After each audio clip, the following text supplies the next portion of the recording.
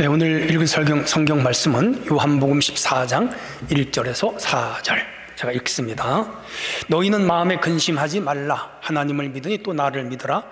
내 아버지 집에 거할 것이 많도다. 그렇지 않으면 너희에게 일렀으리라. 내가 너희를 위하여 거처를 예비하러 가노니 가서 너희를 위하여 거처를 예비하면 내가 다시 와서 너희를 내게로 영접하여 나 있는 곳에 너희도 있게 하리라. 내가 어디로 가는지 그 길을 너희가 아느니라.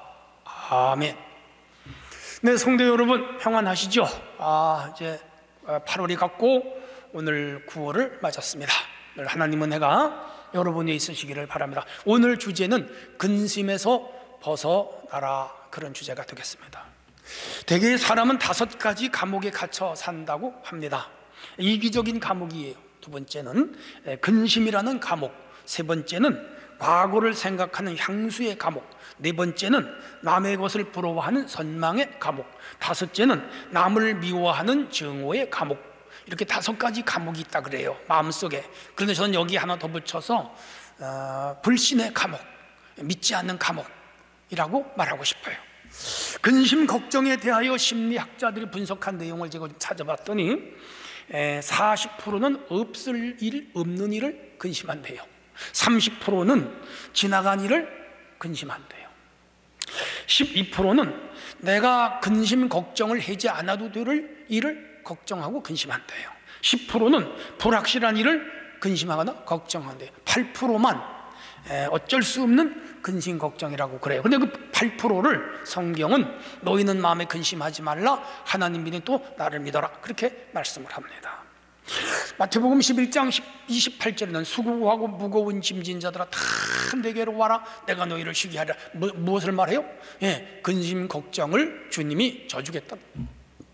근심에도 별명이 있어요. 이간자라는 별명이 있어요. 메림나오라는 헬라어인데 이것은 나뉜다, 이간한다. 우리가 근심을 하면요 마음이 쪼개져요. 분열이 돼요. 그러니까 몰입할 수가 없고 어떤 일을 할 수가 없는 거죠. 아주 나쁜 거죠. 파괴자라는 별명이 있는데 근심을 자꾸 하면 뭐예요? 병이 걸려요. 평안이 파괴되고 즐거움이 파괴되고 행복이 사라져요. 세 번째는 살인자라는 별명이 있는데 잠언서에 보면 근심은 뼈로 마르게 한다 그랬어요. 넷째가 창조자라는 별명이 있는데 이 근심의 긍정적 측면이에요. 근심이 나쁘긴 하지만 깊은 근심에 빠지면 새로운 창조, 새로운 것을 발견해내거나 발명해내는 결과를 가져오기도 해요. 아무튼 현대인들은 스트레스를 많이 받아요. 저도 스트레스 많이 받습니다. 스트레스는 다른 말로 근심이거든요. 이 근심과 비슷한 용어가 걱정, 고민, 노심, 초사 이런 거 있잖아요. 모두 스트레스의 기반을 두고 있어요. 사람이 스트레스를 받는 순위를 봤더니 배우자의 죽음이 100이라고 그래요. 그 다음 이혼, 별거, 투옥, 가족의 죽음, 부상이나 병, 결혼도 이게 즐거운 일이지만 상당한 스트레스라 그래요. 그 다음에 탈진, 은퇴, 임신, 경제적 지위의 하락, 사업 실패, 한 총 40개가 되는데 이 심리학자들이 이것을 점수를 이렇게 먹여놨어요. 숫자로 데이터를 만들어놨어요. 그래서 200이 넘으면 병이 들고 이 스트레스 지수가 300이 넘으면 미치고 400이 넘으면 죽는다 그래요. 예를 들면 은행 융자가 많은 남자가 은퇴할 날이 가까웠어요. 그런데 친구가 죽었어요. 3가지잖아요. 나이 많지요, 융자 많지요, 친구 죽었죠. 설상가상으로 자녀가 교통사고를 당했습니다. 4가지. 거기에다가 근래에 아내와 싸웠어요. 5가지 스트레스 받은. 이렇게 되면은요 이 종합 스트레스 수치가 250이 돼요. 250이 되면 이 사람은 반드시 병에 걸리거나 정신 이상자가 되거나 둘 중에 하나가 된다 그래요. 그러니까 스트레스를 줄여야죠. 그리고 어려운 일이 있으면 옆에 사람이 위로해주고 격려해줘야지 스트레스를 또 주면 이 사람 미칠 수 있어요. 조심하셔야 돼요. 자, 오늘은 주제어가 근심이에요. 우리는 근심을 하지 않을 수 없어요. 근데 근심이 깊어지면 육신이 병이 들고 정신이 망가지고 영의 문제가 발생하고 그리고 우리 신앙이 약화가 돼요. 하나님과의 관계도 문제가 생겨. 어쨌든 간에 근심을 하지 말아야 돼요. 하나님은 근심하지 말아라 성경에 여러 군데 말씀하고 있어요. 자, 해서 오늘은 근심에서 벗어나라 하는 주제로 말씀을 전할 텐데 여러분 들으시면서 은혜 받으시기를 바랍니다. 자, 첫 번째 주제입니다. 성경은 근심하지 말라 그랬습니다. 14장 1절 너희는 마음에 근심하지 말라 하나님을 믿으니 또 나를 믿어라 그랬어요. 본문의 배경은 다락방 강화예요. 이 강화라고 하는 말은 풀강자, 해석할 강자예요. 그리고 발화, 언어화자를 말해요. 자, 그렇게 해서 쉽게 성경을 풀어낸다? 강화예요. 다락방에서 마태복음 5장에서 7장까지는 예수님 산상수훈 강화, 산상 강화라면 그건 복음을 전하기 시작할 때 시작한 설교인데 오늘 이 본문은 예수님이 마지막 만찬자리에서 다락방에서 제자들을 모아놓고 고별 설교하는 내용 중에 하나입니다. 제자들은 지금 깊은 근심에 쌓였어요. 제자 중에 하나가 예수님을 배신하고 팔아버렸어. 예수님은 내일이면 죽어. 이제 그들도 알아요. 깊은 고민에 빠졌죠. 그들이 3년 동안 예수님을 따라다닌 것은 예수님이 왕이 되면 금의 환영하려는 목적으로 왔는데 예수님이 죽으니까 세상 말로 닭쫓던 개가 지붕 쳐다보는 시기라 여러 가지 복잡했을 거예요. 어떻게 고향을 돌아가지? 내 꿈은 사라졌고 3년간 주님을 따라다녔는데 내게 뭐요? 아무것도 아니다. 야, 깊은 고민에 빠졌고 또 공동체 화해의 위기와 예수님이 죽는다는 것에 대한 두려움 이런 것들이 복합적으로 지금 작용하고 있어요. 깊은 근심에 쌓였죠. 이런 상황에서 근심을 안 한다면 오히려 이상할 거예요. 당연한 근심일 거예요. 근데 이 스승이요 하나님의 아들이신 예수님은 그 제자들을 위로해야 돼. 용기를 줘야 돼. 힘을 줘야 돼. 근심하지 말아라. 내가 하늘에 가면 처소를 예비하고 다시 와서 너희를 내게로 영접하여 나 있는 곳에 너희도 있게 할 테니까 근심하지 말아라. 이렇게 지금 그들을 위로하고 있어요. 우리가 세상을 살면서 근심하지 말아야 할 이유가 있어요. 첫째는 근심한다고 무슨 문제가 해결이 되지 않아요. 여러분 근심한다고 문제가 해결됩니까? 안 됩니다. 안 돼요. 만약에 근심해서 문제가 해결되면 하나님이 근심해라 그랬을 거예요. 근심하지 말라. 우리한테 백해무익해. 두 번째는 근심은 주변 사람에게 또 다른 근심을 줘요. 아내가 근심하는데 남편이 근심하죠. 남편이 깊은 근심을 하면 아내가 근심하죠. 부모님이 깊은 근심에 빠지면 자녀들도 근심하죠. 가족 공동체가 다 근심하지 말라.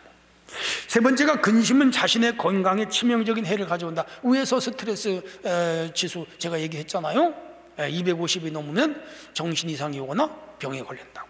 안 좋아요. 네 번째는 근심은 신앙을 약화시켜요. 근심하는 것 자체가 믿음이 약해서 그래요. 믿음이 강할수록 근심을 이겨내고 걱정을 몰아내고 염려를 몰아내고. 성도 여러분, 이 근심은 마귀가 주는 독이에요. 이 근심의 독을 먹지 말아야 돼요.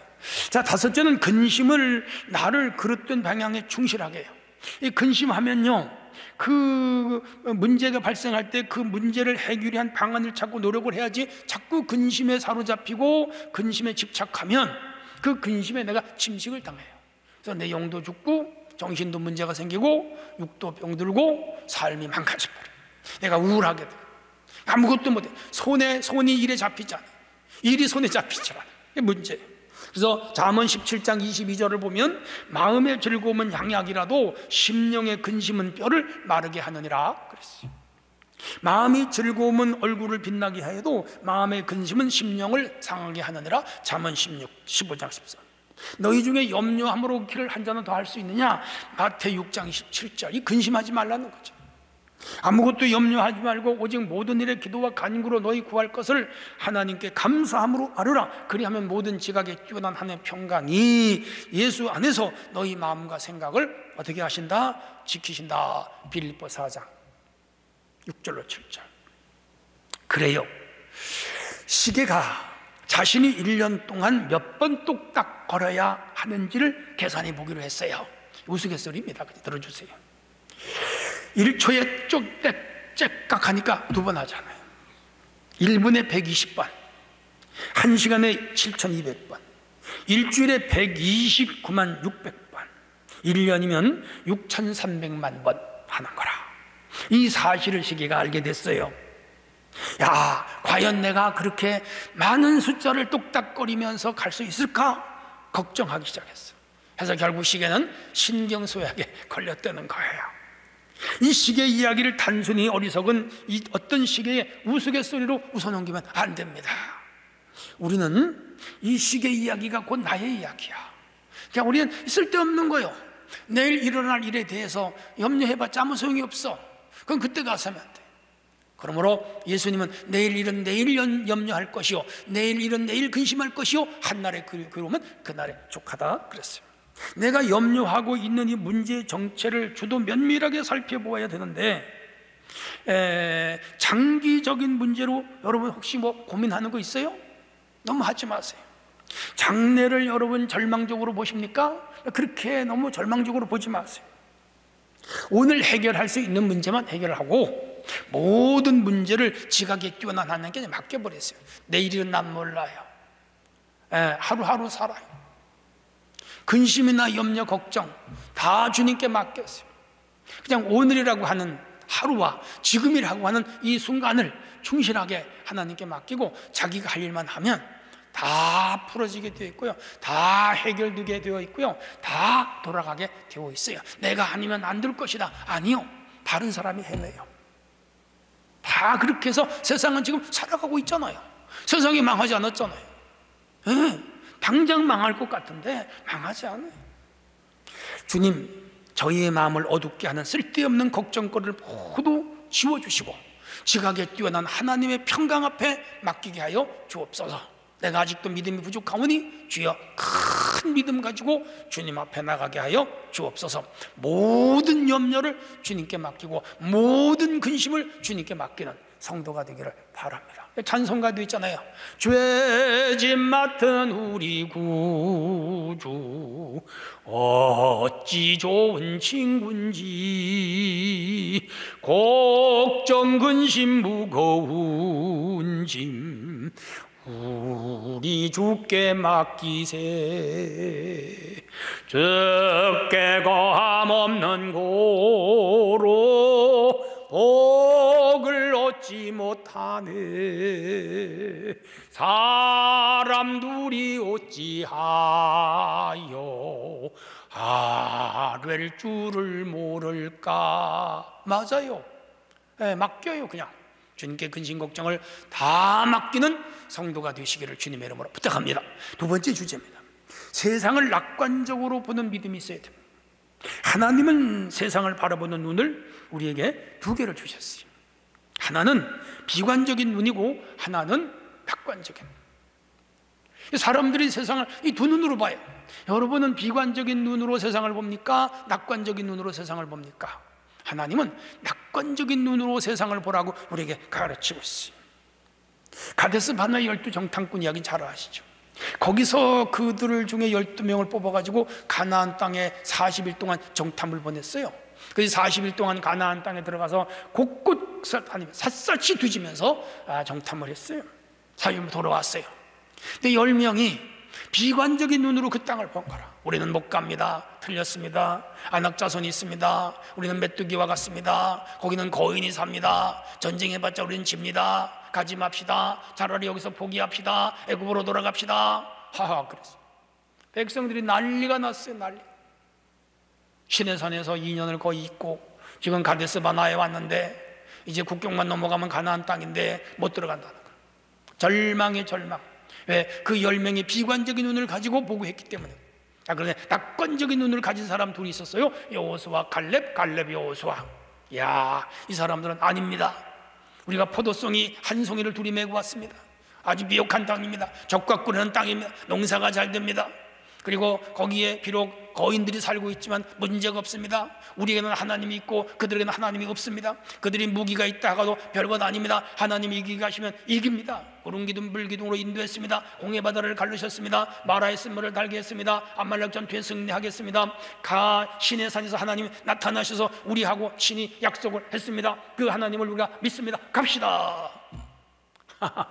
그런데 10명의 말이 설득력이 있었어요. 부정적인 사람들과 비관적인 사람들은 비관적인 말과 부정적인 말에 솔깃해요. 창조적인 말과 낙관적인 말과 긍정적인 말과 적극적인 말이 귀에 안 들어와. 아무리 좋은 얘기를 해도 안 들어와. 나쁜 얘기만 들어와. 네, 그들의 영이 망가졌어요. 결국은 그들은 못 들어갔죠. 그래서 광야에서 죽었습니다. 여호수아 갈렙은 들어갔지요. 낙관적인 농부가 태양빛이 따가워 곡식이 잘 익겠다 그런다면, 비관적인 농부는 농작물이 마르면 어떻게 하든지 반대로 보는 거야. 어떻게 하지? 낙관적인 농부가 비가 많이 오면 곡식이 물을 흡족히 마시겠네. 비관적인 농부는 비가 많이 오면 홍수가 나겠네. 밭이 떠내려가겠네. 반대로 생각해. 항상 반대로. 똑같은 사안을 놓고 보는 눈이 다르다 이 말이에요. 비관적인 눈과 낙관적인, 여러분 낙관적인 눈을 가져야 돼요. 그런 사람은 근심이 없어요. 비관적인 눈을 가진 사람, 그런 사람은 늘 근심을 끼고 살아요. 내 생각의 터닝 포인트라는 책을 제가 읽어본 적이 있어요. 사람은 그 생각을 어떻게 하느냐에 따라 그 인생이 바뀐다. 그렇습니다. 행복을 생각하면 행복한 인생, 불행을 생각하면 불행한 인생이 되는 거예요. 내가 좋은 일만 생각한다면 인생은 더욱 멋진 인생이 될 것이고, 비관적인 일을 생각한다면 인생은 비관적으로 흘러갈 것입니다. 인생의 운명은 내가 생각하고 내가 계획하는 지시 방향으로 흘러가는, 좋은 생각하셔야 돼요. 아름다운 생각하셔야 돼요. 창조적인 생각을 해야 돼요. 진취적인 생각을 해야 돼요. 믿음의 생각을 해야 돼요. 하면 된다는 생각을 해야 돼요. 그러면 그 방향으로 운명이 흘러가요. 비관적인 생각을 하고 절망적인 생각을 하고 파괴적인 생각을 하고 우울한 생각을 하고 그러면 인생이 그쪽으로 흘러가요. 꼬여요. 망하는 거죠. 코로나19와 고금리, 고환율, 고물가 시대에 우리는 근심이 많죠. 어떤 환경에서도 하나님은 근심하지 말고 걱정하지 말아라, 비관하지 말고 절망하지 말아라, 긍정하고 낙관하고 희망을 가져라. 왜? 하나님이 도우시니까. 내 뒤에 하나님이 계신다. 내 뒤에 백그라운드가 있다 이 말이에요.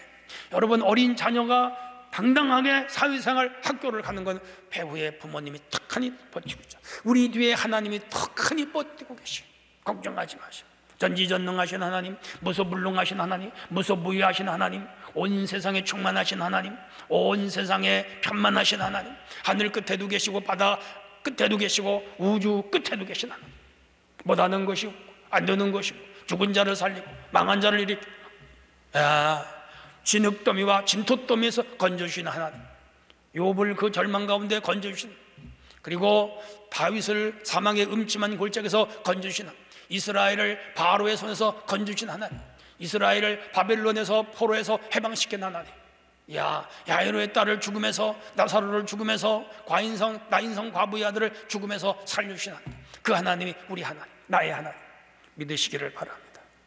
우울한 생각을 하면 우울한 감정이 생기고, 감사한 생각을 보면 감사할 일들이 일어나고 표정도 밝아지고 행복감도 느껴지게 돼요. 그러므로 내 속에 어떤 생각을 하느냐가 중요하고 어떤 표정을 갖느냐가 중요합니다. 하나몰이 가지오 일본 학자예요. 좋은 생각을 하면 운명이 좋은 방향으로 흐른다. 이 학자가 연구한 결과예요. 이 카르마 경영이라고 불렀어요.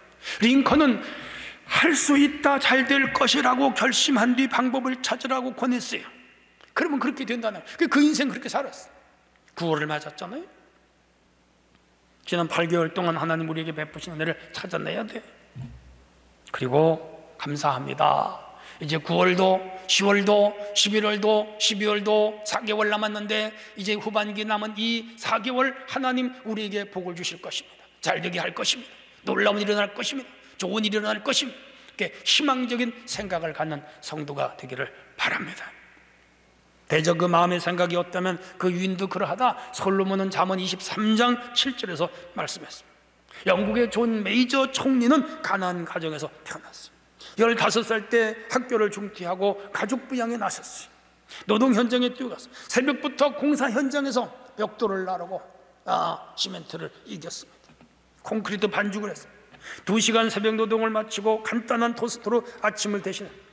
그는 은행의 간부와 정치가로서 명성을 얻은 후에도 서민들이 출입하는 식당을 즐겨 찾아서 아주 서민적인 삶을 살았어요. 그의 집도 주로 서민층이 밀집된 지역에서 성실하게, 근면하게, 검소하게 그렇게 살았어요. 존 메이저는 수상이 된 후, 총리가 된 후에도 이 기자들부터 고난의 세월을 어떻게 극복했느냐고 질문을 받으면 이렇게 대답했습니다. 어떤 상황에서도 난 비관적인 것 생각하지 않았다. 어떤 상황에서도 나는 낙관적인 생각으로 살았다. 그렇게 말합니다. 하나님은 표정이 밝고 긍정적이고 낙관을 생각하는 사람에게 복을 내려준다는 그 생각을 이 메이저는 품고 살았다는 거예요.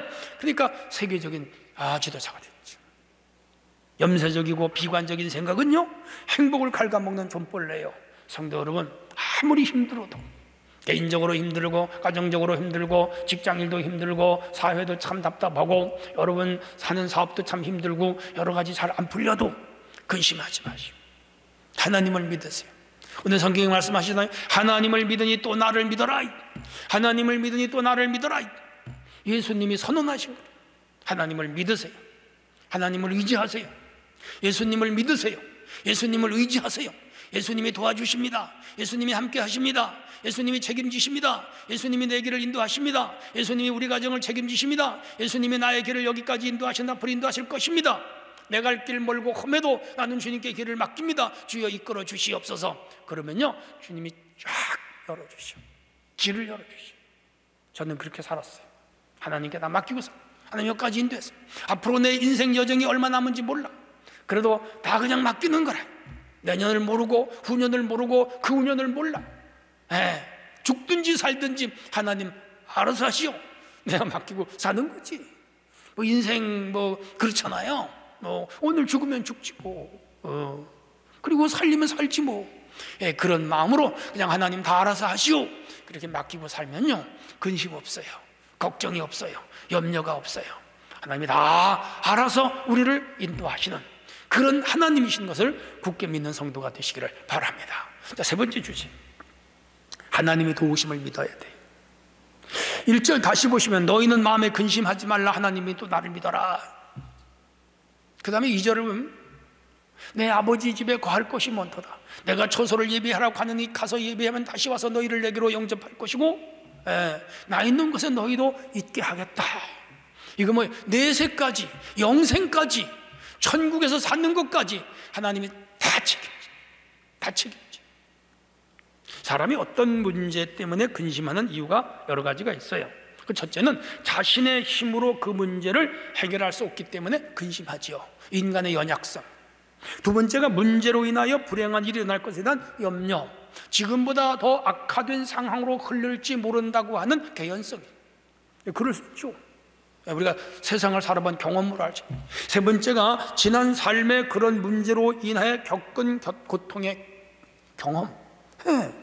우리가 병을 알아봤다든지 실패해봤다든지 돈을 떼어봤다든지 사기를 당해보았다든지 여러 가지 뭐 이런 현상이 일어나면 이런 결과가 오더라는 것을 유추 해석할 수가 있고 그런 경험이 있어요. 살아오면서 IMF 겪어본 사람은 또 그런 경제 위기면 어떻게 하지?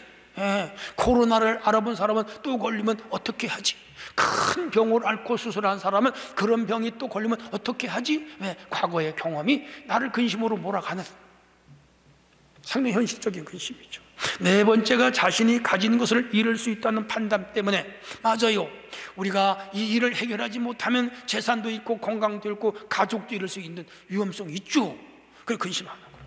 다섯째가 자신이 누리고 있는 행복을 빼앗길지 모른다는 불행함 때문에 지금 안정되게 살아가는데 고생하다 여기까지 왔는데 이제 좀 살만하니까 또 어려움이 오지 않을까? 그런 근심이 있죠.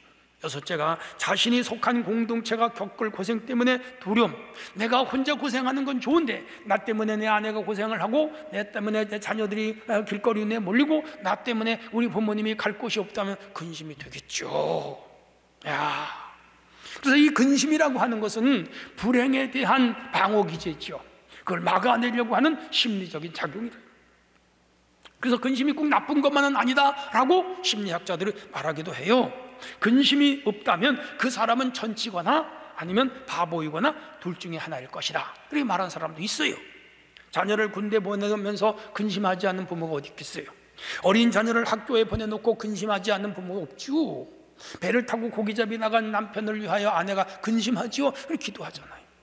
가족 중에 아픈 사람이 있는데 근심하지 않는 부모, 가족이 어디에 있겠어요? 근심하죠. 이런 근심은 대책을 세우게 되고, 이런 근심은 단도리를 하게 되죠. 기도하게 되고, 가족과 함께 어려운 문제를 헤쳐나가겠다는 결속력을 갖게 되고, 응집력도 갖게 되죠. 두려움을 해결할 창조적인 생각을 하게 하죠. 해서 근심은 인간으로서 문제를 대처하기 위한 당연한 심리작용이다, 그렇게 말할 수 있어요. 그러나 이와 같은 필요성에도 불구하고 근심으로 인해 얻는 피해가 많단 말이에요. 손해가, 공동체에 많은 문제가 발생하기 때문에 성경은 근심하지 말아라. 창조적인 근심은 해도 돼요. 그러나 비관적인 근심, 절망적인 근심, 쓸데없는 근심, 파괴적인 근심은 성경 하지 말아라, 그렇게 말씀합니다. 우리 하나님은 참새 한 마리도 하나님의 허락 없이 떨어지지 않나. 우리의 머리털까지도 다 세신다. 자세하신 하나님, 섬세하신 하나님. 그렇죠? 사람이 근심하는 이유는 자기에게 다가왔거나 다가오는 고난에 대한 그 극복하려는 생각보다 피하려는 생각이 앞서기 때문에 사실 근심하죠. 사실 그 문제가 왔을 때 그냥 담대하게 올 테면 와라 말이에요. 한번 해보자. 내가 이런 근심 극복할 수 있고, 이런 불행 극복할 수 있고, 이런 문제 해결할 수 있다. 하나님이 내게 해결할 수 있는 능력, 지혜, 힘, 믿음 주셨다. 이렇게 맞짱에서 싸우면 근심 안 해. 또 한 번 안 내? 한번 싸워봐야지 뭐. 그러면 되는데, 그걸 요령으로 피하려고, 도망치려고 하니까 근심이 생겨요. 그죠? 네. 오늘 우리의 이 근심과 우리의 불행을 대신하여 예수님이 십자가를 지고 죽었단 말이에요. 그래서 우리를 그 불행으로부터 구원하기 위하여 주님이 구속의 길을, 대속의 길을 열어놓으셨단 말이에요. 그분을 믿고 의지하면서 나갈 때에 하나님의 피할 길을 열어주시고, 도움을 주시고, 그리고 나와 함께 동행하시며 내 문제를 극복하게 하시나, 그런 믿음으로 나가요. 하나님 의지하라. 하나님의 도우심을 적극적으로 구해야 돼요. 그러면 근심이 사라질 수가 있습니다. 도이치의 3대 작곡가 바하, 브람스, 그리고 베토벤, 3대 악장들이잖아요. 유명한 음악가들이잖아요. 이 베토벤은 13살에 궁정의 오르가니스트였어요. 얼마나 오르간을 잘 치는지. 파이프 오르간.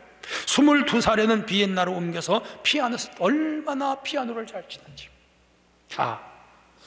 27살에 1798년 귀를 앓게 됐어요. 중이염이지. 요즘 같으면 병원에서 얼마든지 고칠 거야. 그때는 의학이 개발이 안 됐어. 불행하게도 이 사람은 양쪽 귀를 다 잃었어. 청음을 못해. 음악가에게 음성을 못 들어. 청음을 못해. 절망했지. 고독이죠. 몸부림쳤어요.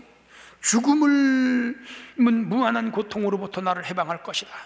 자살을 2번 시도했어요. 그냥 못 죽었어요. 그러나 그는 죽음에 실패하고 마음을 고쳐먹어. 죽음을 다해 살기로 했자.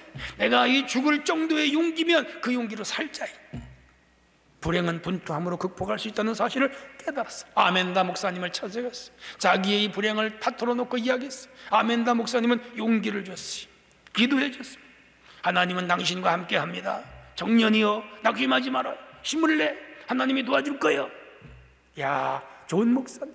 아멘다 목사님의 이 위로와 용기를 듣고 이 베토벤은 힘을. 그래서 저는 새로운 운명과 싸워야 할 것입니다.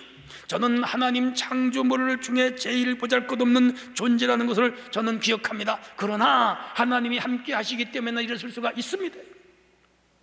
그는 일어섰어요. 인류 역사의 가장 위대한 음악가 베토벤. 위대하죠. 하나님 의지하니까 이긴 거예요. 여러분, 이런 믿음을 가지고 이겨가기를 바랍니다. 한 여인이 있었습니다. 결혼했는데 알고 보니까 남편이 술 중독자예요. 매일 고주망태가 됐어요. 돈은 벌어오지 않아요. 술 먹고 들어오면 그냥 술주정에다가 아내를 폭행해. 아내는 매일 맞으면서 매일 맞으려고 시집왔나? 나쁜 남편. 견디다 못해 남편이 죽었으면 좋겠다고 생각을 했어요. 기도할 때면 차라리 하나님 내 남편을 데려가세요 막 그렇게 기도했다 그래. 그 마음이 이해가 가요. 자녀만 아니면 이혼했을 텐데 자녀 때문에 이혼도 못하고 어느 날 진짜 남편이 안 들어왔어. 한 달 동안 안 들어왔어. 또 안 들어오니까 근심이네. 그게 아내인 것 같아. 근데 또 들어왔어. 한 달 만에 들어오니까 또 속이 상해. 차라리 안 들어왔으면 좋았을까. 이렇게 마음이 왔다 갔다 하는 거지. 이런 일이 반복해 났습니다. 친정으로 도망치고 싶었어요. 그렇지요. 얼마나 남편이 못됐으면 친정으로 가고 싶겠어요. 근데 친정아버지는 자기 남편보다 더 미워. 왜냐하면 아버지가 어릴 때 실수로 집이 망했는데 가정을 버리고 도망친 사람. 저 엄마가 여러 명의 자녀들을 울며 불며 등에 업고 장사하여 자식을 키웠어요. 그 어머니만 생각하면 아버지가 너무 미워. 그 아버지, 미운 아버지 꼴 보기 싫어서 친정 못 가. 자, 자기 집에는 남편이 속색이고 친정을 가자니 아버지가 믿고, 이 여인 어떻게 살아야 돼요? 막막했죠. 울면서 얘는 하나님께 날마다 기도해요. 하나님 아버지, 하나님 아버지, 나는 슬픈 여자예요. 억울한 여자입니다. 지지리도 나는 이 운명이 못난 여자이고, 하나님 아버지 어떻게 하면 좋아요? 하나님이 찾아오셨어요. 기도하는데 찾아오셨어요. 너희 아버지 너를 버리고 달아났고 내 남편은 매일같이 너를 때리지만 나는 내 옆에 있다. 나는 내 옆에 있다. 나는 너를 버리지 않는다. 나는 너와 함께하고 있다. 영원히 너와 함께 할 거다. 말씀을 통하여 이거 들었어요. 여인은 너무너무 기쁘기도 하고 감사하기도 하고 울었어. 그냥 울었어. 그 은혜야. 그냥 울었어. 하나님 감사합니다. 하나님 감사합니다. 근데 하나님께서 또 여인에게 음성을 줘. 얘야, 너 남편을 용서해라. 그 못된 남편 용서해라. 너 친정아버지 어릴 때 너 버리고 저 도망쳤어도 그 아버지 용서해라. 여인은 또 울었어. 하나님 아버지, 다 용서 못해요. 내 남편 용서 못해. 내 아버지 용서 못해. 하나님은 용서해라. 그게 은혜란다. 나는 너의 죄를 다 용서했단다. 이 세상의 죄인들을 다 용서했단다. 너 용서해라. 얼마나 울었는지 몰라. 그리고 그가 일어서면서 하나님, 나 내 남편 용서할게요. 우리 아버지도 용서할게요. 마음에 용서하고 돌아가니까 자기 남편이 사랑스러워. 자기 친정아버지도 용서하니까 마음이 열렸어. 마음이 열렸어. 그리고 그 후에 관계가 회복이 됐어요. 남편 술을 끊었어. 아버지는 이제 자식들에게 미안하다고 사과했어. 그리고 남편 열심히 일하면서 돈을 벌어왔어. 그리고 아내 따라서 교회도 나왔어. 그 가정이 구원받았어. 하나님 앞에 은혜를 받고 하나님 말씀으로 용서를 하니까 다 풀렸어. 다 풀려. 이게 참 믿음이죠. 그에게 지금까지 고민, 근심, 걱정, 괴로움, 절망, 좌절, 낙심, 한숨, 우울 다 사라졌어. 은혜가 임한 거지. 성도 여러분, 하나님의 은혜가 오면 이렇게 돼요. 하나님을 의지하면 이렇게 풀려. 여러분, 안절부절하지 말고 노심초사하지 말고 근심염려하지 말고 그냥 하나님께 맡겨버리세요. 그리고 하나님의 인도하심과 말씀만 따라 그냥 살아가시오. 그러면 여러분의 길이 열립니다. 여러분을 하나님이 도와주십니다. 여러분을 하나님이 축복하십니다. 여러분을 끝까지 책임지십니다. 굳게 믿으시기를 바랍니다. 결론이에요. 성경은 근심하지 말아라. 세상을 낙관적으로 보는 눈을 가져라. 그리고 하나님만 의지하라. 그렇게 말씀합니다. 굳게 믿고 우리 하나님 의지하고 살아가는 성도, 모든 근심을 주께 맡기는 성도가 되기를 주의 이름으로 축원합니다. 하나님 아버지 감사합니다. 오늘도 주신 말씀을 가슴에 품고 하루를 승리할 뿐 아니라 모든 근심 걱정 다 주께 맡기고 매일 평안함으로 주의 인도하심을 따라 사는 성도가 되게 하옵소서. 예수님의 이름으로 기도합나이다. 아멘.